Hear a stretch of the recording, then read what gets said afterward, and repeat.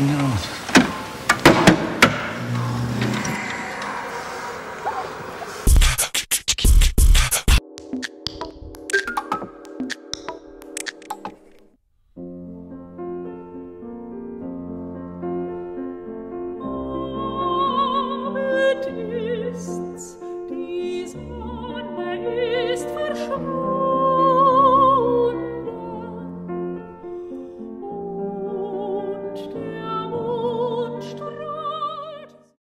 Pour vous éviter de faire le calcul, la moyenne d'âge de la liste est de 52 ans.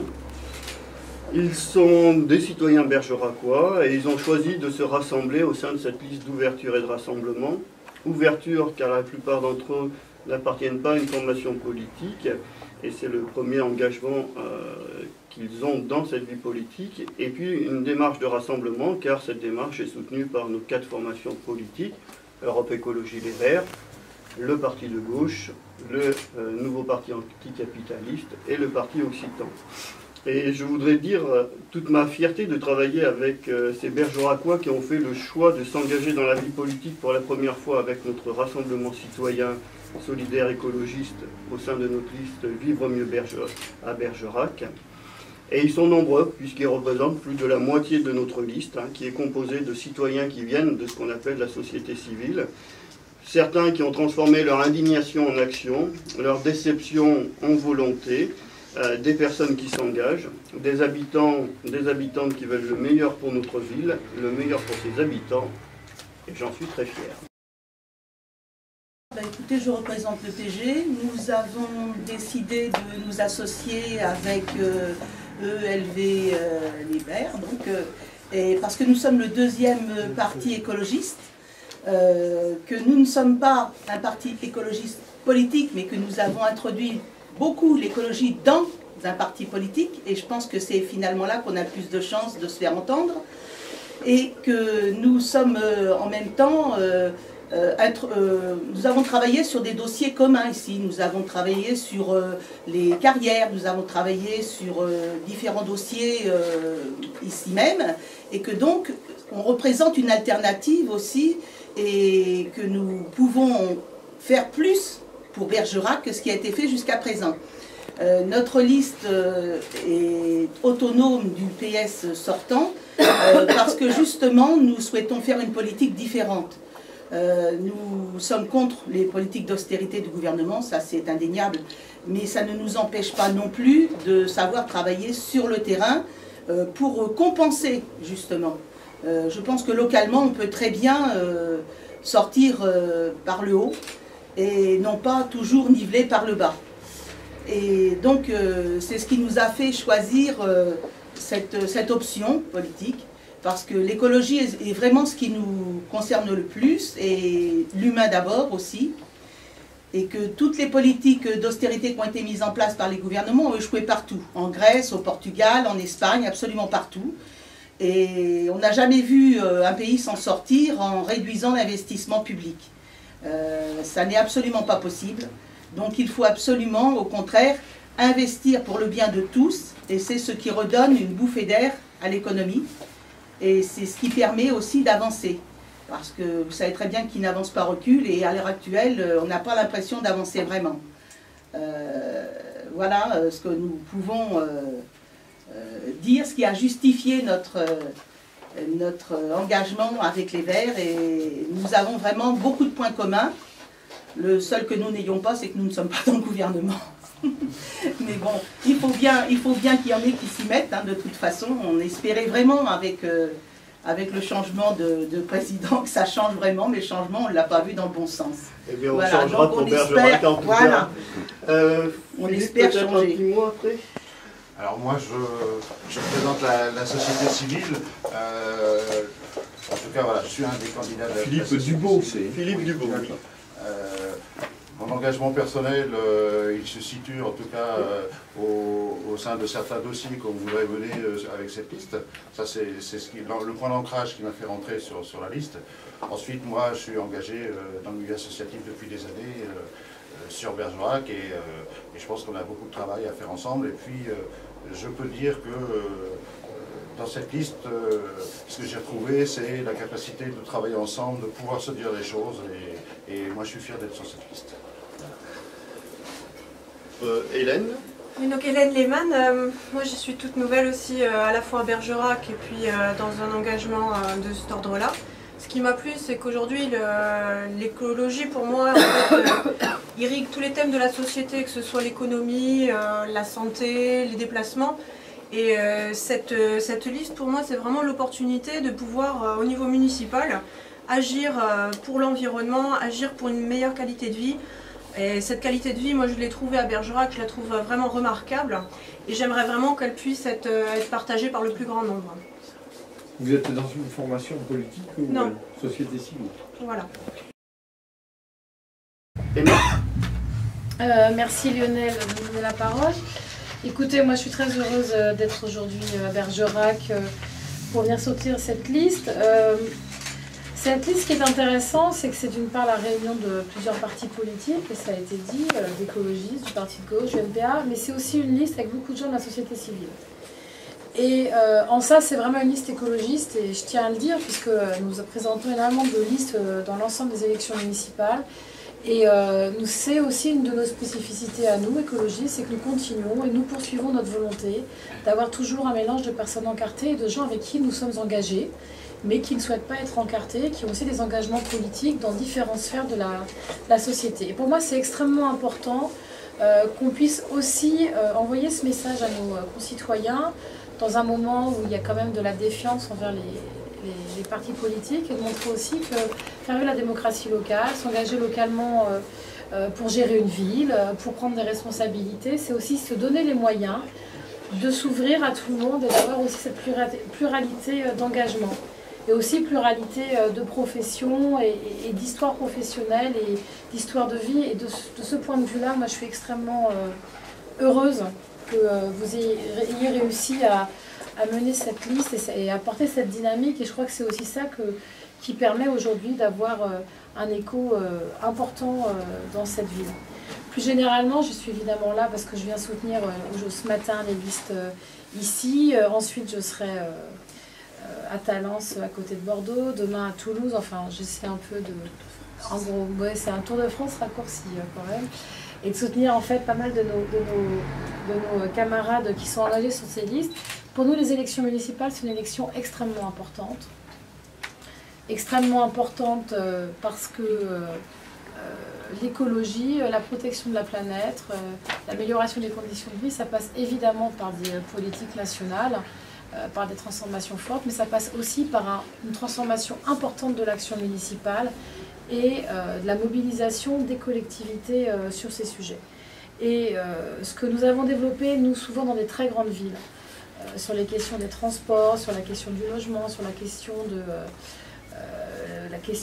des plans climat, nous souhaitons aussi le faire à l'échelle de l'ensemble des communes de France, où il y a un besoin réel, et je crois que tu l'as dit tout à l'heure, Hélène, il y a un besoin d'écologie, la société demande d'avoir des améliorations, de pouvoir, même avec des conditions de vie et des revenus pas très élevés, de pouvoir se nourrir correctement, de ne pas être victime et pris en engrenage par les questions de pollution, par des conditions de vie difficiles. Il y a aujourd'hui des enjeux majeurs en matière de mobilité, de développement, de transport public ou transport à la personne pour des gens qui sont notamment en recherche d'emploi, qui ont besoin d'être désenclavés. Et tous ces sujets-là, c'est ce que nous portons. De répondre à ces besoins de la vie quotidienne avec la volonté de vraiment vivre mieux ensemble et de développer des communes où tout le monde a sa place et tout le monde peut évidemment faire sa place. Donc c'est pour ça que nous sommes engagés au niveau national dans énormément de communes.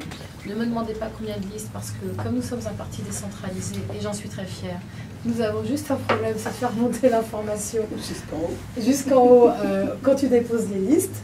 Mais ça a aussi d'autres joies et d'autres fonctionnements fort agréables.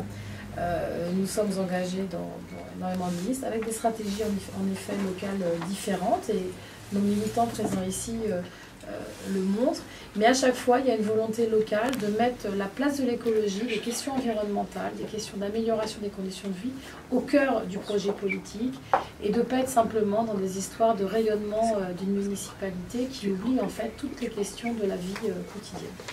Donc voilà, j'espère qu'autour de Lionel Frel, à Bergerac, nous aurons un beau succès électoral et qui permettra à l'ensemble de cette équipe ensuite de porter ces projets au sein de la municipalité. Vous avez dit de porter les projets au sein de la municipalité. Vous n'avez pas dit quand l'équipe sera à la tête de la municipalité.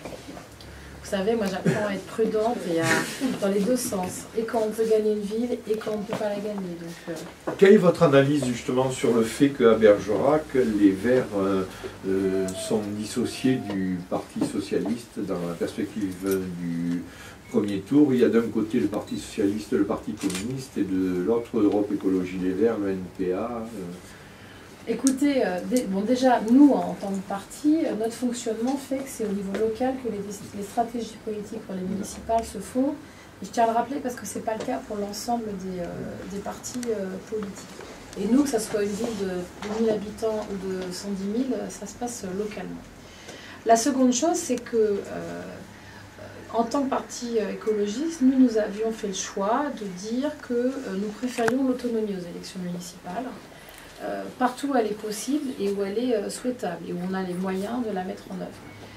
Pourquoi l'autonomie? Non pas par défiance avec l'ensemble des partis de gauche avec lesquels nous pouvons être amenés à gérer des villes et à faire partie d'une majorité, mais parce que dans des élections municipales, travailler le premier tour, y porter nos projets, notre vision de la transformation des villes nous semble plus efficace dans un premier tour. Néanmoins, il y a beaucoup de grandes villes où on a fait des unions avec le PS, parfois, assez souvent, avec le Parti communiste aussi, avec le PG ou parfois avec le Front de gauche. Ça dépend des configurations locales, pour dire les choses franchement.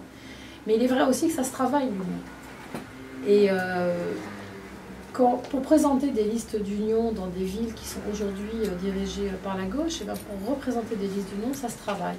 Ça se travaille avec le respect des uns et des autres, le respect des projets et des engagements programmatiques qu'on prend et la volonté de faire ensemble.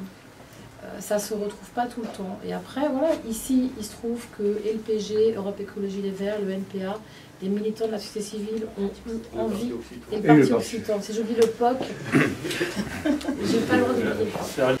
Mon rôle, moi, en tant que secrétaire national, ainsi que le délégué aux élections au niveau national, pour nous, le 23 mars, du premier tour, c'est évidemment de tirer les bilans, de regarder l'analyse de l'ensemble des tours et d'aider. D'aider dans les négociations, dans les stratégies et aussi de faire respecter les termes des négociations. C'est ça notre rôle, mais je pense qu'il n'y aura pas de difficulté de dialogue entre moi et Lionel sur ce sujet-là. Nous ne sommes pas dans les... Je vais vous dire franchement, il y a des endroits où avec les militants, alors les gens de chez nous, mais parfois aussi avec les militants du Front de gauche, voire même du PS, où nous avons déjà des stratégies de second tour qui sont liées à la présence du Front National, mais ce n'est pas le cas ici, et je pense à des départements comme en Sud-Est, où nous avons des discussions qui sont liées au risque d'avoir des second tours FN, UMP, où ils auront réuni à eux deux 70% des voix. Donc là, dans ces cas-là, nous avons des stratégies claires, mais c'est un cas très particulier. C'est un peu normal que des candidats qui se lancent en campagne municipale, qui... Ils y vont pour gagner. Oui. Heureusement qu'on y va pour gagner, parce que sinon, comment vous mesurez aussi votre engagement politique? C'est un engagement important de décider un moment, y compris pour les gens qui sont en fin de liste et qui vont participer dans la vie locale de leur ville, c'est quelque chose de fort. Donc c'est aussi normal que les colistiers de tête y aillent pour la gagne. Il y aille aussi avec la volonté, je pense, d'agir pour leur ville. Donc moi, je ne dis pas que c'est l'homme de bois. Après, vous avez raison, la question des 10%, elle se pose pour tout le monde. Hein. Elle se pose pour l'ensemble des partis, que ce soit à droite ou à gauche. Et il y a aussi des endroits où le PS se posera la question de savoir qu'est-ce qu'il fera s'il ne fait pas 10%, parce que ça arrivera aussi. Et je rappelle quand même qu'aux dernières élections, qui étaient les élections législatives, quand on a dit que Brigitte Allain serait la prochaine députée du Bergeracois, on n'était pas nombreux dans des réunions des conférences de presse à en être convaincue. On a vu le résultat. Elle est arrivée en tête de la gauche, elle est arrivée en tête au deuxième tour, en battant d'ailleurs le candidat Daniel Garrigue. Et lorsqu'un écologiste se présente face à Daniel Garrigue est mis en difficulté et aux dernières élections, il a été battu par une élue qui était une élue d'Europe Écologie Les Verts. Combien de listes, têtes de liste vertes en Aquitaine? Combien de têtes de liste? Alors ça dépend si on prend les communes de moins de 3500 habitants, non, on va mettre en dessus. Il doit y avoir, bon, en définitive, une dizaine de têtes de liste, de gens qui sont avec l'intitulé Europe Écologie Les Verts en tête de liste. Donc Bergerac. Oui.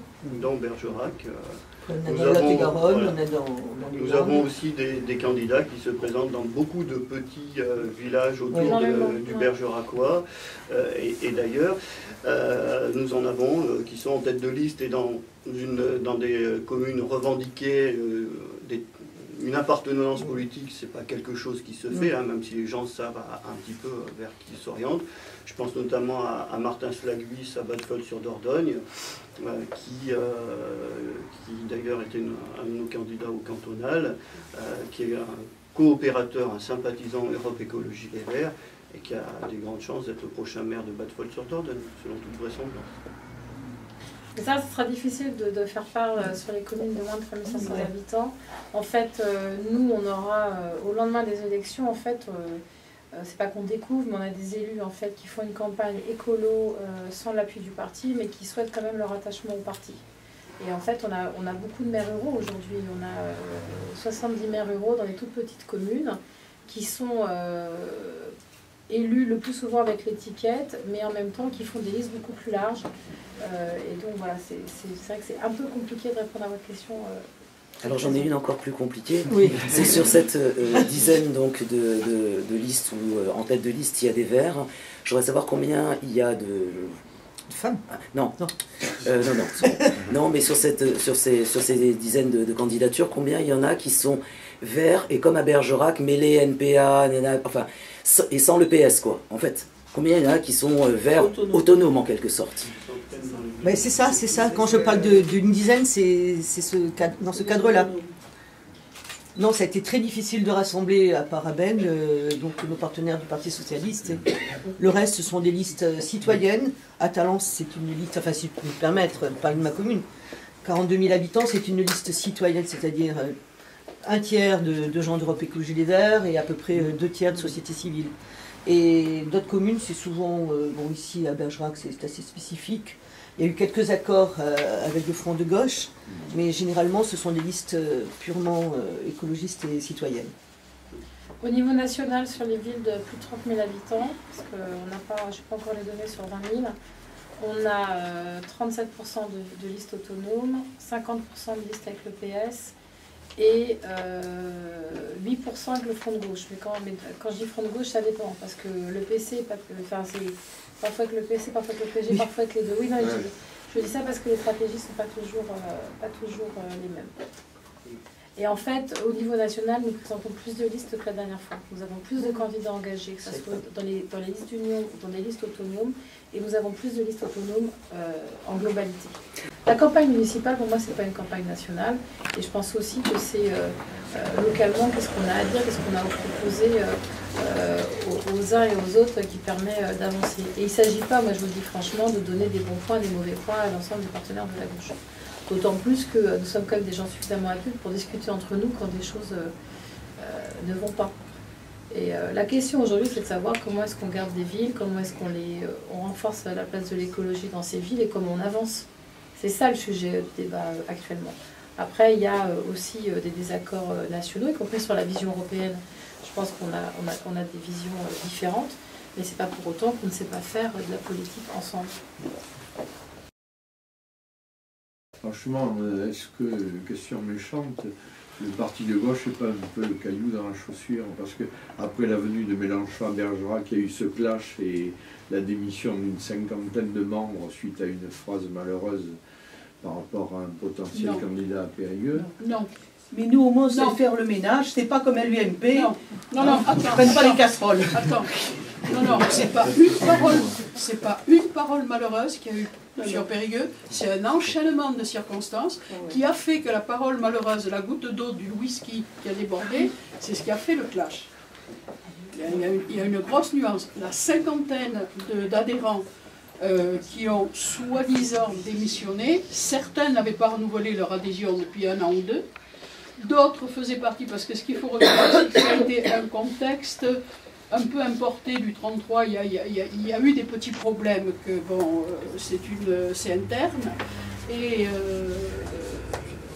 ça a fait qu'à un moment donné, il a fallu que ça éclate, et il a fallu que ce soit ce verre de whisky. Il faut dire quand même que c'est pas très malin non plus.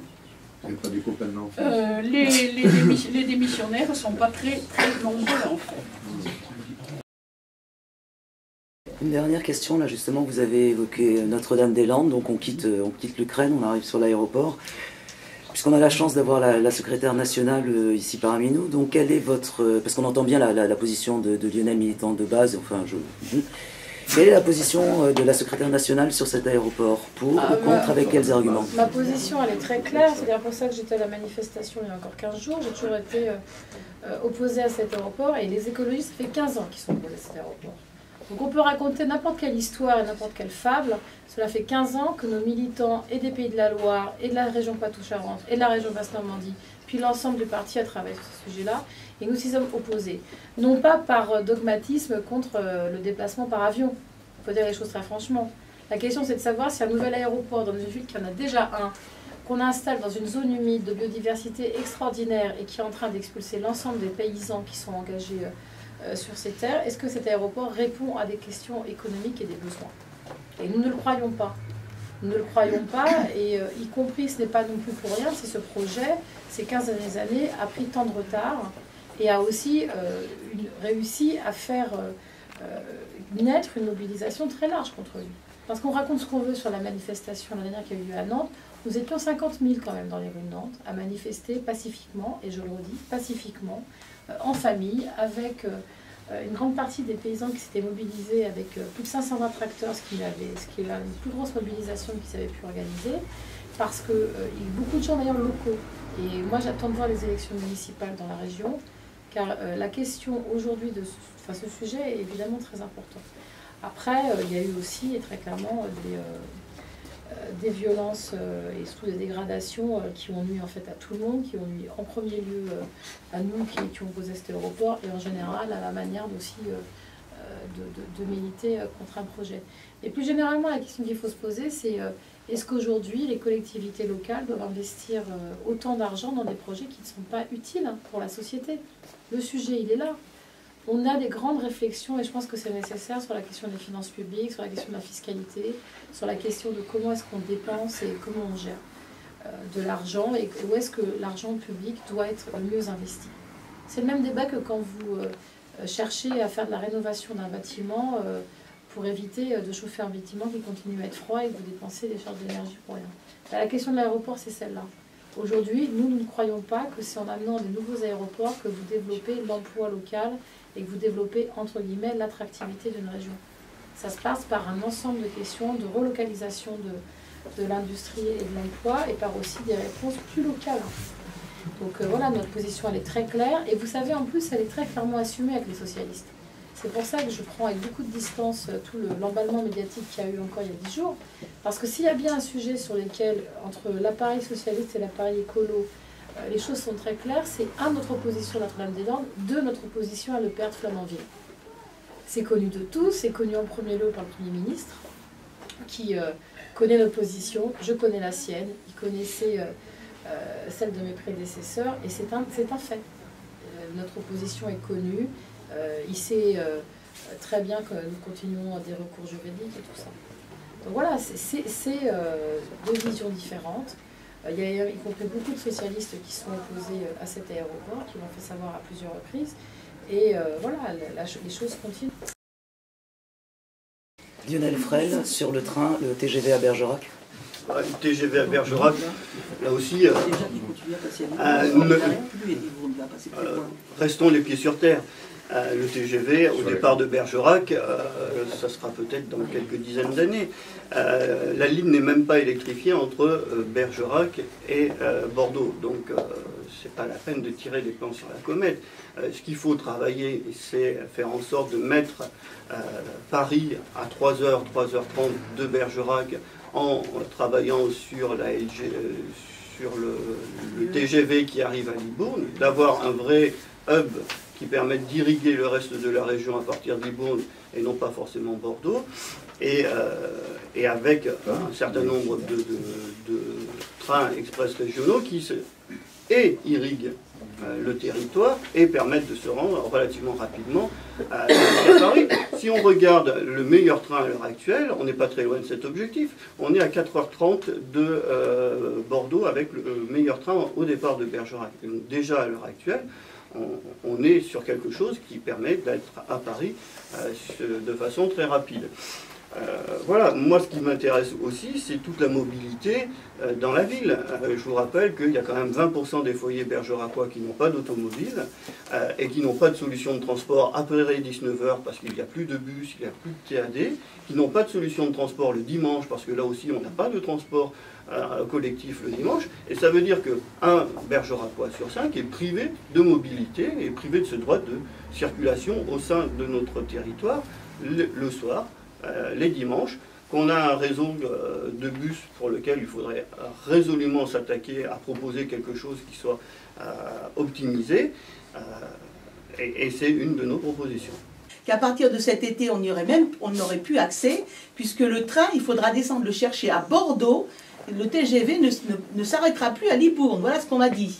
Et c'est la SNCF qui me l'a dit. Donc là, je crois qu'il y a vraiment de quoi se pencher sur les dossiers et se battre pour éviter ça.